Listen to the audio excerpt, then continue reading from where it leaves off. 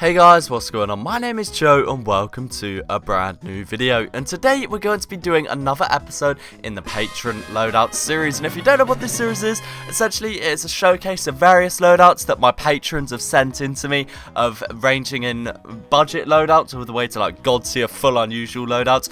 And the idea is you guys can take inspiration from this. You might see some cosmetic combinations that perhaps you hadn't considered using before or have never seen before that you may be able to implement into your own loadouts. Or on the polar opposite side of that, you may just see some items that you think look really cool that you never even knew existed. As always, if you are interested in pledging to my Patreon, it's linked down below. It's completely optional and only really applicable if you are in a financial position to do so.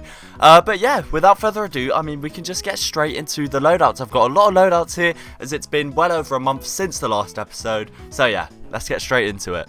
So here is the first loadout. This is DRHABITAS heavy loadout, and it consists of a terawatt one-man army, a commissar's coat, and the security shades. And straight away, I like the simplicity of this loadout. The way the one-man army looks with the security shades gives you like a very formal, like serious looking heavy, and it's not often a loadout we're used to with the heavy.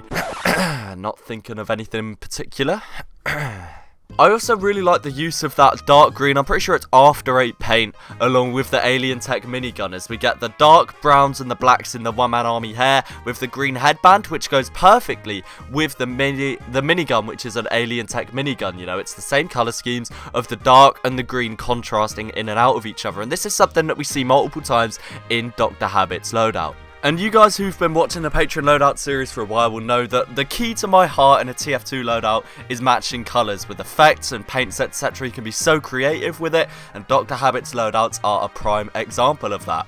Coming up next, we've got Moist's Medic loadout, and this is using the Exerciser, I'm pretty sure it's called. This is going to be paired up with a Searing Plasma Blighted Beak and a Miami Knights Brotherhood of Arms. I really like this loadout. It's really nice, and a combination of the Brotherhood of Arms and the beak is really underappreciated in my opinion. The way the cap sits perfectly above the brim of the beak is really nice to me. It's not often at all that we see the Exerciser used on the Medic, as it's generally used on the Spy. However, it really doesn't look out of place, and especially with the Blighted Beak being in use as well, you almost get this like medieval witch doctor vibe from it, which I think is great. Searing Plasma and Miami Knights go fantastically together. They're both relatively subdued in comparison to other effects, but the colour schemes of the purples and the greens and the lighter pinks all weave in and out of each other to create an almost blend of this plasma with lights coming out of the top of it.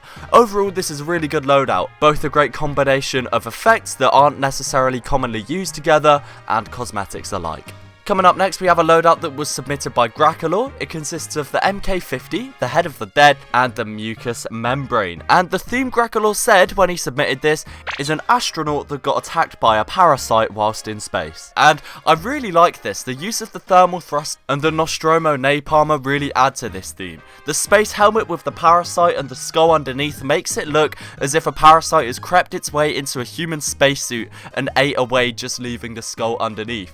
This is what I mean when I say I like these creative loadouts. You know, he's thought of a theme and executed it fantastically in my opinion. This is a really nice loadout from GRAKALOR'S. Another thing I really like about this loadout is the fact that MK50 and the Mucous Membrane are rarely ever used individually. I can't remember the last time I saw the Mucous Membrane used, as generally it's just not a popular pyro cosmetic at all. But when you use it at the same time as the other cosmetics in the loadout, it really does create a powerful theme, and it was perfect for the Halloween period when this was submitted.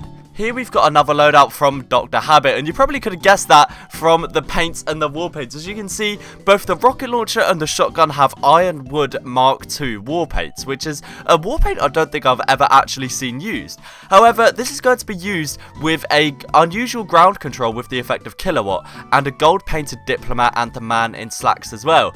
What I love about this particularly is obviously you get the black and yellow of the wall paint on the rocket launcher and the shotgun alike, and then this goes along with the gold paint on the diplomat and the gold paint on the gold effect of the ground control. It's more of a yellow on the ground control, but you know, we can look past it. And also the man in slacks as well really does add that finishing contrast to this dark and light, yellow and dark theme. So the Kilowatt itself really does stand out in this loadout. And you've got the black colour of the headphones, which remains unpainted, and the yellow of the hair, which once again bounce off each other. I think yellow and black is a very underrated colour combination, and this loadout is a perfect example of that. A really nice use of some lower tier war paints with some higher tier items. Up next, we've got Moist Scout loadout, which he did maybe use a glitch to put the cosmetics together, right? But that's not an important detail. We've got a strange, normal, professional killstreak scattergun.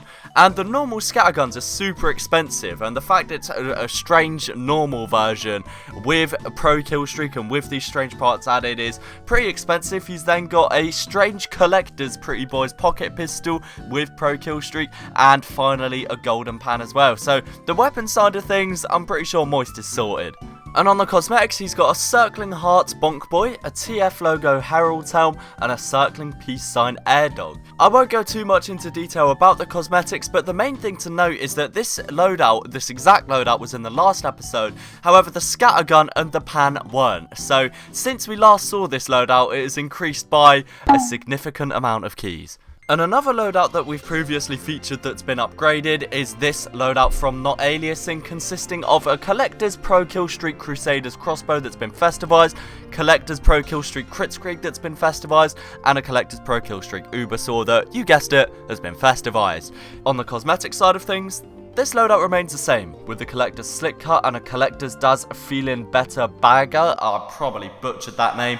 But a new pickup to the loadout is this Collector's Brush with Death, which is one of one, probably forever, and it's also specialised killstreak as well. So you're not going to get a team shine running down it, but it's a pretty cool glitch to have on your cosmetic regardless. Last time he was using a mask, and this beard is quite a big upgrade in my opinion, as it's a much more popular cosmetic as far as medic face region cosmetics go. All cosmetics are painted with, I believe, Team Spirit, and just overall it looks really nice. And at face value, this loadout is, you know, just a basic medic loadout, but then when you get into the actual value of it, it is worth a lot more than what it looks.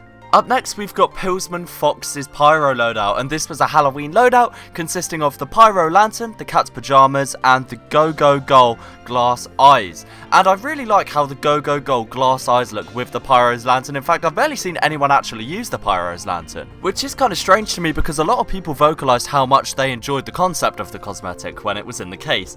Nonetheless though, I like how the Cat's Pajamas sits perfectly around the lantern, and the glow around the mouth region really does sort of spice up that face region. The only thing I'd say is, if you wanted to maybe add a body cosmetic as opposed to the eye cosmetics, as the Pyro's Lantern already provides a glowing eye region. Up next, we've got PILLZMAN Fox's Pyro loadout, consisting of a Valiant Vortex Skullbrero, a Head of the Dead, and the Strange Hot Case. This is a fantastic loadout in my opinion. The way the hot case looks with the Skullbrero almost looks like these cosmetics were made for each other. And that Valiant Vortex effect, I've never actually seen it before in games, so getting a screenshot of it on a loadout gives me an idea of how it looks, and it's honestly a bit more subtle than I thought. I guess if you raise the effect it may be a bit more noticeable, but overall it looks really good. And the combination of the hot case with that Head of the Dead as well, just everything in this loadout seems to work so well together. The Skullbrero sits perfectly on top of the skull pretty well, so overall this is just a really nice loadout, and it's really interesting to see that Valiant Vortex effect. And speaking of new effects, in the last loadout of this episode, Electro Hawk Spy loadout, he's actually got a menacing miasma hat to kill for with a Chicago overcoat, and he's actually using a license to man as well. This is going to be used with a full weapon set from Alliance of Valiant Arms, I'm pretty sure. I could be wrong about that, but I'm pretty sure that is where the timepiece and the black rose come from anyway. But a big kill, a black rose, and the enthusiast's timepiece. What I do really like about this loadout is how the overcoat and the hat to kill for look together, especially now they've both got the same colour of paint applied. The way it applies pretty much identically to both. You know, there's a short strap around the middle region of the coat and around the base of the hat, so it really doesn't paint it too much. It's almost an identical placement of paint on both, with that same like musty undercolour underneath. So like, I really like how these cosmetics are pretty much made to go together. I mean, I'm pretty sure they were in the same collection, so it makes sense. But these being used with the license to man as well really does give you a better idea of the almost detective look that I'm sure he was going for here. And it's also worth noting there is a green sheen on that big kill as well, so once again a very colour coordinated loadout here from Electro Hawk. But guys, that is just about it for this video. If you did enjoy, then please do remember to leave a like and let me know your thoughts down below. If you'd like to see more videos like this and general gaming content, then do be sure to subscribe. Thanks again very much for watching guys, and peace. Not writing sonnets, keep it close to my heart like a locket, never dishonest. High up in the stars just like a comet, I get that profit, then I do the dash just like I'm Sonic. I'm dashing out the blue so they can call me supersonic, but my eyes been super red cause we've been smoking super chronic. Got the flavors in the bag, you would think that I'm a florist, and I know that makes you mad.